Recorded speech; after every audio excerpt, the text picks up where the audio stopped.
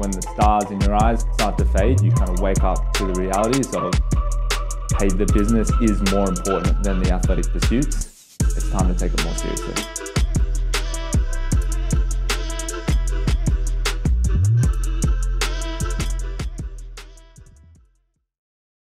My name is Lachlan Rowston. I'm a gym owner and a podcaster. Fitness for me was, well, I really struggled with my weight in high school. I was actually very sensitive about my weight. I was a very skinny boy, and I hit the weight room pretty early when I was 16 to really build more confidence, build more muscle, get more attention from girls, and just feel better about myself on the sporting field as well. So that's how I got started in the Globo gym, PCYC, pumping weights, and eventually I got bored. At this point I was about 18, 19, so just finishing school, and that's when I found CrossFit.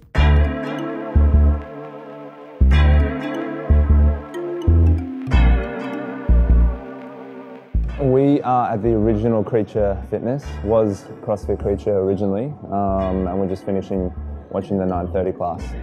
I co-own this gym with Roy and Raf, my two business partners, long-term friends, training partners, but they're at the Edgecliff and Bondi locations currently.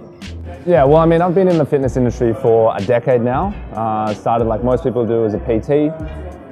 And look, I had a really good time starting in like bodybuilding, Globo gym, commercial fitness, but there was always a feeling of like, I'm not training hard enough. There's got to be something more.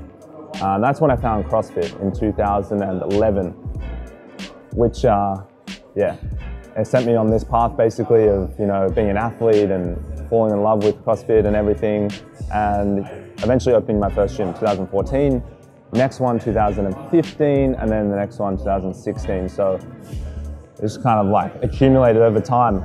And look, I still love it. I still do it every single day. My role's a little bit different. Now I do less coaching and I do more kind of managing the spaces and growing the coaches and the team, and kind of creating more of a legacy for us.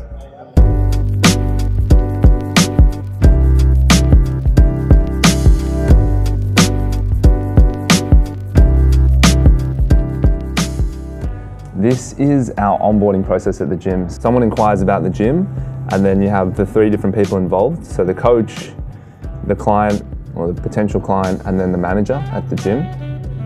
And so if you follow this down, you basically see how the whole thing plays out till the client reaches full time, where they're doing PT and classes together.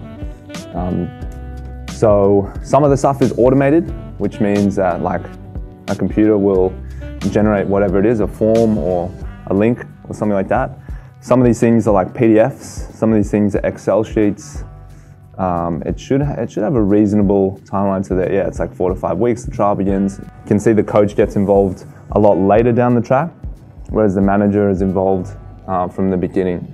And obviously all this is just to do with the client. Yeah, so it's just a combination of a lot of different things that we've learned, and a lot of different mentors that have helped us and things that have worked in the past. And we just wanted to make sure that we wrote the experience out of what we wanted a client to experience. And so that's kind of how we started. We wanted to make it the most personalized experience, as well as something that felt friendly, not intimidating, and made sure that the client was doing enough one-on-one training before jumping into group classes. So that is why it's so elaborate, is because a lot of gyms start with inquiry. The next step is trial class. The next step is jump into class, but we know that doesn't work. That's just a formula for hurting people. So we wanted to make sure every single touch point was very personalized, assessments, trials with PTs, and they actually have to graduate into classes before they start. So it's classes based off your ability, not based off how long you've been in the gym. Once you have a foundation of really good systems and really good coaches, because I like to think of the analogy, if you're just getting lots of leads, but if you're just pouring leads into a bucket with holes being a bad assessment process, not good classes, a dirty gym, poor follow-up, old equipment, then you're just going to be turning over lots of people and churning them, and which is, you know, something a lot of gyms really struggle with. So we pride ourselves on really good retention, which just means that even though leads are really important to us, we need less because we're not losing as many people.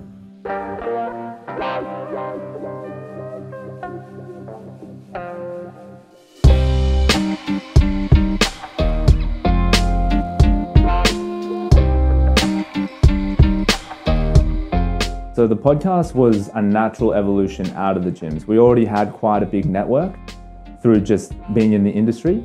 And we realized that in Australia, no one was doing interviews with these intelligent people. And we thought, we got 5 or 6 interviews that we could line up. Why not? Let's do it.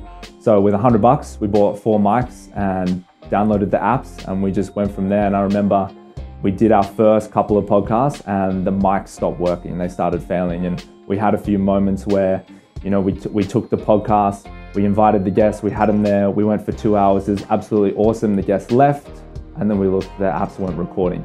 So it was rough in the beginning. We almost gave up, but here we are 4.5 years later, still going. Episode 231, I think, released this week. So yeah, it's been a long and a fun road.